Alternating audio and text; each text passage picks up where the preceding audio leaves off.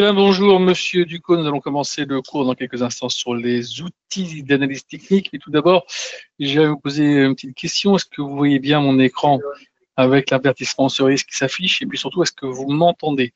Si c'est le cas, vous avez un chat sur le côté en haut à droite de votre écran. Il y a un trait rouge, une flèche rouge qui vous permet d'y accéder. Je vous invite à m'envoyer un petit « tout est bon » au niveau du son et de l'image, en me marquant « OK ». Ça serait pas mal. En haut à droite de votre écran, regardez, vous devez pouvoir trouver ça. Non, pas pour l'instant. Bon, écoutez, on va attendre d'avoir quelques points de seconde tant que les retardataires puissent se connecter. Je rappelle qu'en ce moment, d'un point, écoute, Stéphanie, merci. Juste une petite précision, d'un point de vue planétaire, il y a une panne due à un problème de Claude sur Claude Phare qui a été, alors on ne sait pas exactement, on saura peut-être un peu plus après. Depuis 2 heures l'après-midi heure française, il y a des grosses pannes qui génèrent des problèmes un peu partout. Donc voilà, il faut quand même que vous soyez au courant. À tout de suite. Bonjour à ceux qui viennent d'arriver. Vous inquiétez pas, on n'a pas commencé. Vous avez le temps de vous installer tranquillement. Comme je viens de poser la question pour savoir si tout le monde m'entendait, le son et l'image, Mario, merci de ton retour, ainsi que Stéphanie. Pour ceux qui viennent d'arriver, si eux ça marche, j'imagine que pour vous aussi. Donc on va commencer le cours dans, on va dire, quasiment tout de suite, je vous enlève cet avertissement sur le risque et on va commencer à travailler. Donc, on va travailler, si vous voulez, sur l'US 500, ce qui me paraît plutôt intéressant comme indice. D'accord, on va faire ouvrir graphique. Voilà. On va faire un petit clic droit dans le graphique et on va aller chercher dans propriétés la façon dont on va remettre ce graphique au goût du jour. Alors, l'arrière-plan, moi je le mets en kaki. Vous mettrez après les couleurs qui vous conviennent le mieux. Le texte en noir, la grille, j'ai fait disparaître, je la mets en kaki. La barre haussière, je vais la mettre en bleu. La barre baissière en rouge. La bougie haussière, le même bleu. Et la bougie baissière, le même rouge. Quant au reste, je ne touche à rien, je fais juste OK. Et voilà, je vais grossir un peu le trait. Je m'aperçois là pour l'instant que je suis en bâtonnet. J'ai 3 types de graphiques qui me sont proposés, à savoir courbe, candlestick et bâtonnet. Nous, en règle générale, on travaille avec les stands candlestick. Donc, je clique sur candlestick et là, mon graphique se met automatiquement en bougie japonaise. D'accord? Alors, maintenant, vous avez différentes unités de temps qui va de 1 minute jusqu'au mois. Et nous, on va travailler en daily pour la commodité du graphique pour que tout le monde puisse le voir. J'aime bien travailler sur le daily. Ça nous donne une petite visu court moyen terme. C'est plutôt intéressant. Donc voilà, j'ai appuyé ici sur cette petite flèche pour pouvoir décaler le graphique du bord droit. Voilà, comme ça, on a une parfaite vision de notre graphique. Donc, comme vous voyez ici, c'était le début de l'année où on a eu le plongeon dû aux avertissements de Trump concernant les droits de douane. Après l'arrêt des droits de douane dans pas mal de secteurs, c'est reparti. Et puis là, maintenant, on commence un petit peu à pédaler dans la semoule, comme on dit. Donc, on va voir un peu ce qui se passe. Première des choses qu'on fait quand on fait une analyse graphique, c'est d'ailleurs d'abord de mettre ce qu'on appelle les couloirs, les tendances, les lignes de tendance. Donc, on va ici décider qu'il y a un canal équidistant. Je clique dessus. Donc, vous voyez, maintenant, sur ma souris, j'ai 2 petites barres parallèles. Donc, je vais prendre ici un départ, on va dire à peu près ici, comme ça. Je vais essayer de mettre le maximum de points, vous voyez, qui soient corrects. Maintenant, je clique dessus. Il y en a 3, ça c'est pour la pente. OK, là, il n'y en a qu'un seul, c'est pour la parallèle. Donc, je vais chercher ici à mettre là, ici, la parallèle. Ici, on est en plein dedans.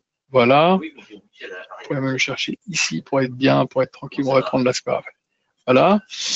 Donc voilà, là ici, vous avez votre couloir. Donc, qui commence à partir de là, on va dire, qui commence un petit peu à tourner, qui remonte ici, qui redescend.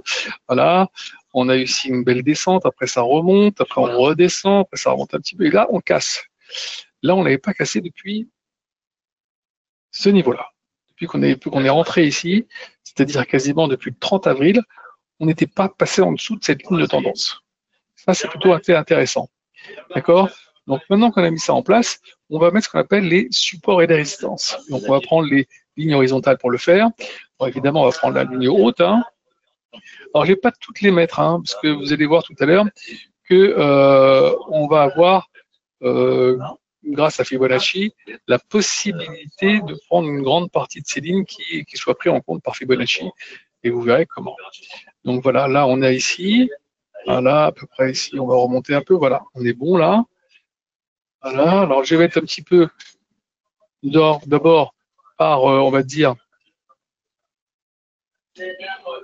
façon empirique, hein, les points les plus importants. Et ensuite, on verra par la suite comment on peut rajouter des points qui peuvent nous paraître assez intéressants. Alors, on peut prendre celui-là, bien sûr. Voilà, ça me paraît bien. Donc maintenant, on ne va pas en prendre d'autres. Tout à l'heure, vous verrez qu'avec Fibonacci, une grande partie de ces lignes, de ces points, hein, en partant évidemment de ce départ, seront pris en compte. Voilà, on a mis ça maintenant en place. On peut aller maintenant dans Insertion, Indicateurs, et commencer à mettre des indicateurs avec lesquels on est à l'aise. Donc ici, je vais dans Trend, je vais dans Bande de Bollinger. OK, je clique sur Bande de Bollinger, je touche à rien ici, juste la couleur si vous voulez, ou la grosseur du trait, vous faites OK. Les bandes de Bollinger viennent directement se mettre à l'intérieur du graphique. Comme vous voyez, on est là ici, en plein milieu. Je peux grossir un peu si vous voulez pour que vous soyez un peu plus à l'aise. Voilà, pas trop non plus. Hein, voilà, je crois que c'est un petit peu trop. Voilà. Donc voilà, vous avez ici une moyenne mobile de 20 jours avec des écarts types qui sont calculés sur cette moyenne mobile et qui vont vous donner en fait ces deux bandes qui vont l'accompagner, ok, et qu'à chaque fois qu'on vient taper ou le haut de la bande en haut ou le bas de la bande en bas, la bande a des retours dans le sens inverse. Sauf que, des fois, c'est pas toujours le cas. Ici, vous voyez, on a tapé, on a continué à l'enfoncer. Donc, est-ce qu'on va pouvoir maintenant rebondir pour aller rechercher malgré cette petite traversée? Donc, aujourd'hui, on traverse, mais attention, c'est pas clôturé. Peut-être que ce soir, en clôture, on sera revenu au-dessus de ce trend. Donc, il faudra surveiller. Pour l'instant, on est en dehors. Il faudra juste voir ce soir ce qu'il en sera à ce niveau-là. Ah, c'est toujours en clôture qu'il faut quand même prendre les marques. Hein. C'est parce qu'on a cassé maintenant que ça y est, c'est en clôture, on verra un peu où on en est.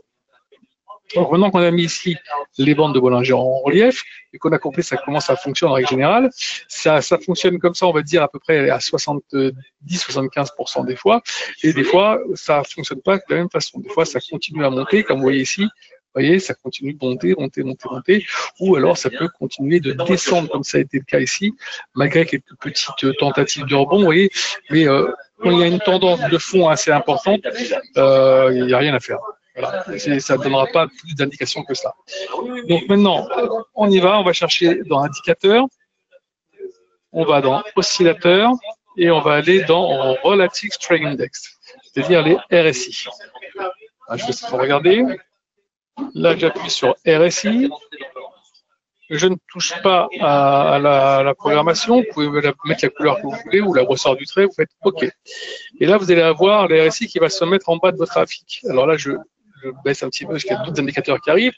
Comme vous voyez, d'abord, c'est quoi les RSI? C'est un rapport entre les moyennes des hausses et les moyennes des baisses des 14 derniers jours qui va vous donner ce petit graphique qui va osciller entre 0 et 100. Alors normalement, quand on est proche des 70 ou au-dessus, c'est qu'on est en surachat, ou quand on est proche des 30 ou en dessous, c'est qu'on est en survente, en règle générale. Maintenant, des fois, comme vous pouvez le voir, on a des excès, comme ici, vous voyez, ici, on a eu un excès. C'était à l'époque des droits de douane, on est descendu jusqu'à 15. D'accord? Si on regarde un petit peu en haut, si on va mettre un petit peu des barrières, un petit peu pour voir, pour l'encadrer, voilà, on en est là, voilà, on a été jusqu'à 79. Voilà. Donc, vous voyez, vous avez un petit peu l'encadrement de ce produit. Donc, il est possible, peut-être pas certain, mais possible que vous allez retester encore ce 15. Hein, si par hasard, donc on a cassé, est-ce qu'on n'a pas envie d'accélérer? Ça sera une chose à regarder tout à l'heure. S'il n'y a pas moyen. En tout cas, pour l'instant, quand je regarde ça, la RSI, elle continue de plonger et elle est plutôt sur une tendance bien négative. On est à 34. Donc voilà, il y a encore peut-être un point potentiel de baisse. Je rappelle que demain, il y a Nvidia qui arrive, ok, et que vous avez aussi les minutes de la Fed aussi demain soir. Donc tout ça, ça met un peu d'agitation sur les marchés et un peu de nervosité, c'est un peu normal. Maintenant, on retourne dans insertion, indicateur, oscillateur, et on va aller sur MACD. MACD, je clique dessus. Voilà, vous pouvez choisir les couleurs ou les grosseurs de traits, vous faites OK, et voilà, vous allez avoir la MACD qui va venir se mettre directement sur votre graphique. Alors, qu'est-ce que c'est que la MACD? C'est deux moyennes mobiles exponentielles de 12 et 26 jours que vous avez sur votre graphique. Et donc, maintenant que vous l'avez ici, vous voyez un peu comment ça se comporte. Je vais grossir un tout petit peu, comme ça vous voyez. En bleu, vous avez les MACD, en rouge, vous avez les signaux. Et donc, quand vous êtes au-dessus du signal marché haussier, là, dès que vous commencez à voir les MACD qui commencent un petit peu à changer de sens, qui commencent à replonger, hop, marché baissier. C'est exactement ce qu'on a. Alors, des fois, vous pouvez ne pas le prendre dès le départ, mais au moins, vous ne pouvez pas le reste. Vous voyez? Et puis, on voit que ça continue. On a essayé une petite tentative de reprise ici, mais ça a été très, très limite. Mais on n'a pas réussi à repasser au-dessus du signal et ça replonge. Et donc, pour le moment, marché vraiment quand même assez baissier avec une RSI qui ne veut pas se reprendre. Donc, pour le moment, j'ai envie de dire qu'il n'y a pas de signe de reprise du marché pour nous dire, ça y est, le marché va rebondir tout de suite. Voilà. Donc, maintenant, je retourne dans insertion, indicateur, je vais dans trend, et je vais, dans oscillateur, je vais dans stochastique oscillateur. Stochastique, j'appuie dessus, voilà, vous pouvez choisir évidemment les couleurs que vous voulez. Et là, voilà, c'est quoi les stochastiques oscillateurs? Ce sont en fait à la base, je dis c'est quoi? À la base, c'est un produit qui avait été créé pour la répartition du hasard et c'est George Lane qui l'a appliqué sur IBM. Depuis, une grande partie de la communauté des traders l'utilisent parce qu'ils s'aperçoivent que ça peut donner des indications assez intéressantes. Alors un peu à l'instar de la MACD, vous avez ici la stochastique en vert et le signal en rouge. Tant qu'on est au-dessus, marché haussier. Dès que ça casse, que ça se sépare, marché haussier, marché baissier. Vous voyez, c'est ce qu'on a fait, on a croisé, hop, on redescend. Et là, vous voyez, on avait fait une petite tentative pour peut-être repartir à la hausse. Et puis non, hop, replongeons. Et donc pour l'instant, rien ne donne, et sur les stochastiques, et sur les MACD, et sur les RSI, une reprise du marché. Donc pour le moment, si j'ai un truc à faire, j'ai envie de dire, c'est de rester vendeur. En tout cas, pas acheteur. Voilà. Si j'écoute et si je suis à la lettre, nos indicateurs. OK? Des questions pour l'instant ou je suis pas trop rapide, c'est bon? S'il y a des choses sur lesquelles vous voulez que je revienne, n'hésitez pas à me le dire sur le chat. Je me ferai un plaisir de revenir dessus rapidement. Pas vous laisser trop à la traîne s'il y a quelque chose qui vous chagrine. Non, c'est bon? Bon, bah écoutez, alors je continue. Alors là maintenant, on a mis quelques indicateurs. Comme je l'ai dit tout à l'heure, je vous avais parlé des retracements Fibonacci. Donc on va aller les chercher, les voilà. Ici, dessiner retracement Fibonacci, je clique dessus. Je prends le point de départ de de cette tendance haussière. Je laisse mon clic de gauche enfoncé, je le tire jusqu'en haut et voilà. Et je suis dessus. Impeccable. Donc forcément, là maintenant, ce trait-là disparaît. Celui-ci aussi, pas peine de le garder. Oh, celui-ci, on va dire c'est à peu près la même chose. Hein. Comme c'est de façon empirique, même celui-là, on peut l'enlever. Il faut se fier à Fibonacci. Par contre, celui-là, on le laisse. Hein, c'est entre les deux, là, celui-là, on va le laisser. Et voilà, on a maintenant là, si vous voulez, tous les retracements Fibo qui peuvent vous donner la possibilité de vous dire, voilà, si ça casse là maintenant, quel est le prochain support qui serait intéressant, c'est le retracement 38.2 de Fibonacci, qui se trouve être exactement sur les 6464-65. D'accord? Voilà un peu. Et puis ainsi de suite. Vous avez ici des trucs. Vous avez donc des indications assez intéressantes qui vont pouvoir vous permettre de prendre des positions, en tout cas de pouvoir chercher des objectifs par rapport à votre prise de position. Alors maintenant, pour être plus complet dans l'analyse graphique, je retourne dans indicateur, dans insertion.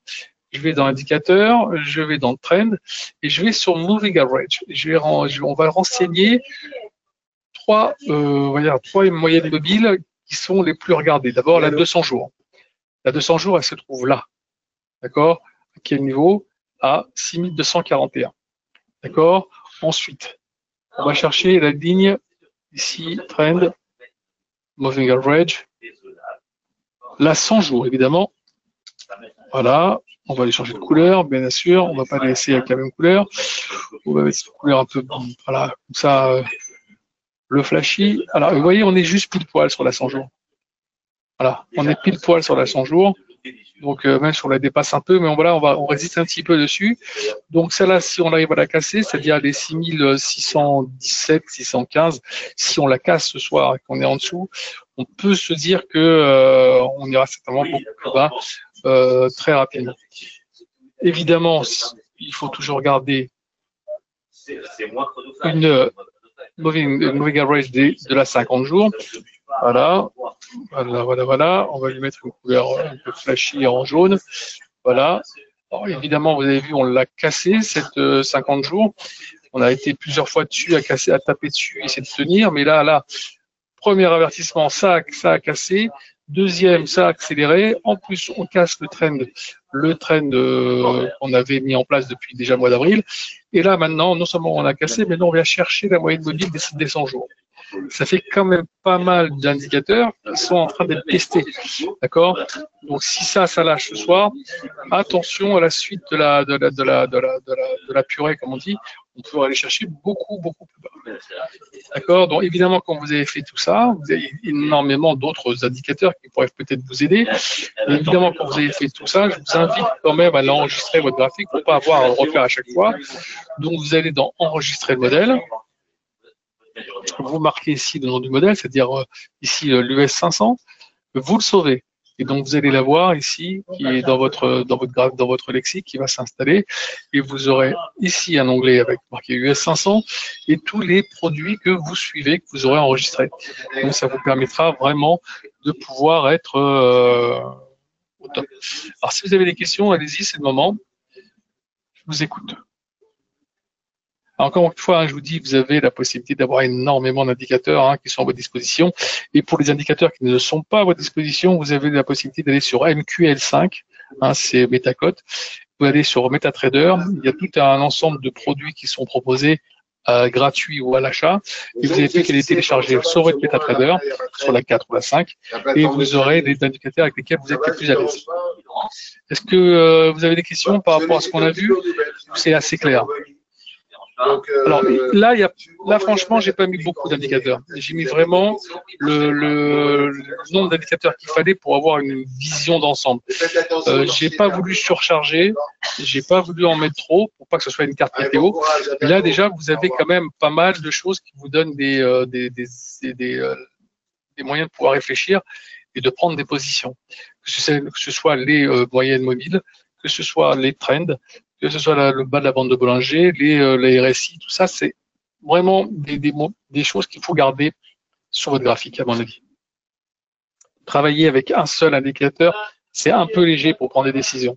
Là, avec les croisements de ce que je vous ai mis, si vous avez ici les différents points qui vous donnent la possibilité de prendre la décision, c'est quand même plus intéressant pour vous. Est-ce qu'il y a d'autres questions? Par contre, ceux qui ont, si j'ai été un peu trop vite, sachez quand même que le cours est enregistré et vous aurez la possibilité de le retrouver sur Avatrade, page YouTube Avatrade webinaire. D'accord? Bon, merci à tous d'avoir participé et à très bientôt pour le prochain webinaire. À bientôt.